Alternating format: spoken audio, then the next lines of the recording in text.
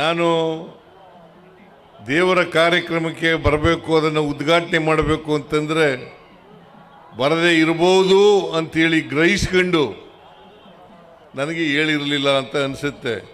ಇಲ್ಲಿ ಬಂದ ಮೇಲೆ ಗೊತ್ತಾಯಿತು ಅಂಬಾದೇವಿಯವರ ಜಾತ್ರೆ ಇದೆ, ಆ ಜಾತ್ರೆನೂ ಉದ್ಘಾಟನೆ ಮಾಡಬೇಕು, ಅದರ ಜೊತೆಗೆ ಅಭಿವೃದ್ಧಿ ಕಾರ್ಯಕ್ರಮಗಳಿಗೆ ಶಂಕುಸ್ಥಾಪನೆಯನ್ನು ಕೂಡ ಮಾಡಬೇಕು ಅಂತಕ್ಕಂಥದ್ದು ಗೊತ್ತಾಯಿತು. ನಾನು ಭಾಳ ಸಂತೋಷದಿಂದ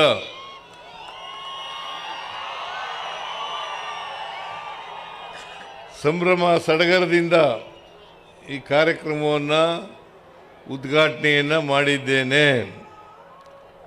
ಸಮಯ ಅಭಾವ ಇರೋದರಿಂದ ಬೇರೆ ಮಿನಿಸ್ಟ್ರಿಗಳು ಯಾರೂ ಕೂಡ ಮಾತಾಡಲಿಲ್ಲ. ಸತೀಶ್ ಜಾರಕಿಹೊಳಿ ಅವರು ಕೂಡ ಭಾಳ ಕಡಿಮೆ ಮಾತಾಡಿದ್ರು, ಅಂಪನಗೌಡ ಅವರು ಕೂಡ ಭಾಳ ಕಡಿಮೆ ಮಾತಾಡಿದ್ರು, ರಾಮಲಿಂಗ ರೆಡ್ಡಿ ಅವರು ಮಾತಾಡಬೇಕಾಗಿತ್ತು, ಮತ್ತು ಶರಣ್ ಪ್ರಕಾಶ್ ಮಾತಾಡಬೇಕಾಗಿತ್ತು, ತಂಗಡಿಗಿ ಅವರು ಮಾತಾಡಬೇಕಾಗಿತ್ತು. ಅವ್ರು ಯಾರೂ ಕೂಡ ಮಾತಾಡದೆ ಸಮಯದ ಅಭಾವ ಇರೋದ್ರಿಂದ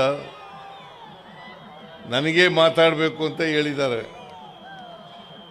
ಜೊತೆಗೆ ಇವತ್ತು 14 ಬಸ್ಸುಗಳನ್ನು ಅರುಣ್ ಕುಮಾರ್ ಇಲ್ಲೇ ಇದ್ದಾರೆ, ಅಧ್ಯಕ್ಷರು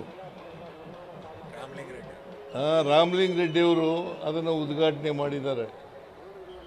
14 ಬಸ್ಸುಗಳು ಅವು ಯಾರ್ಯಾರು ವಿದ್ಯಾರ್ಥಿಗಳಿದ್ದಾರೆ ಅವರಿಗೆ ಕರ್ಕೊಂಡು ಹೋಗ್ತಕ್ಕಂಥ ವ್ಯವಸ್ಥೆಯನ್ನು ಮಾಡ್ತಕ್ಕಂಥದ್ದನ್ನು ಬಾದಲ್ಲಿ ಅಂಪನಗೌಡ ಅವರು ಮಾಡಿದ್ದಾರೆ ಅಂತಕ್ಕಂಥ ಮಾತುಗಳನ್ನು ಈ ಸಂದರ್ಭದಲ್ಲಿ ಹೇಳಲಿಕ್ಕೆ ಬಯಸ್ತಾ ಇದ್ದೇನೆ. ನಾನು ಅಂಪನಗೌಡ ಬಾದರ್ಲಿ ಅವರಿಗೆ ವಿದ್ಯಾರ್ಥಿಗಳ ಪರವಾಗಿ ಅಭಿನಂದನೆಗಳನ್ನು ಸಲ್ಲಿಸಲಿಕ್ಕೆ ಬಯಸ್ತಾ ಇದ್ದೇನೆ.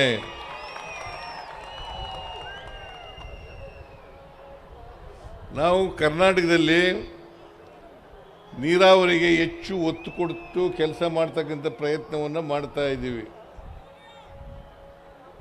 ಇವತ್ತು ಎಲ್ಲ ನಿಗಮಗಳು ಭಾಳ ಸುಮಾರು 176 ಕೋಟಿ ಸಾಲ್ಗುಂದೆ ಏತ ನೀರಾವರಿಗೆ 71 ಕೋಟಿ,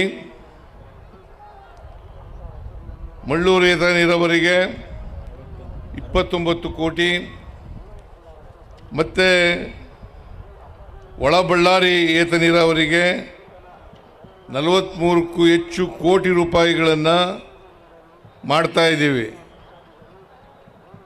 ಇವೆಲ್ಲನೂ ಕೂಡ